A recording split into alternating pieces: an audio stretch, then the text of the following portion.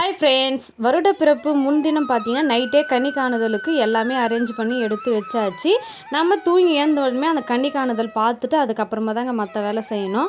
நான் அதுக்கப்புறம் நல்ல வாசப்படிலாம் பெருக்கி கோலம்லாம் போட்டு கலர் போட்டுலாம் கொடுத்து முடிச்சுட்டு அதுக்கப்புறம் பிரம்ம முகூர்த்தத்திலே பூஜை பண்ணலான்றதுக்காக எல்லாமே ரெடி பண்ணியாச்சு. ரெடி பண்ணி பிரம்ம முகூர்த்த பூஜைக்காக நான் அபிஷேகம்லாம் இன்னைக்கு எல்லா கடவுளுக்கும் அபிஷேகம் பண்ணலான்றதுக்காக முருகருக்கு, விநாயகருக்கு, துர்க்கை அம்மனுக்கு, வாராகி அம்மாவுக்கு எல்லாருக்கும் பால் அபிஷேகம் தாங்க பண்ணியிருந்தேன்.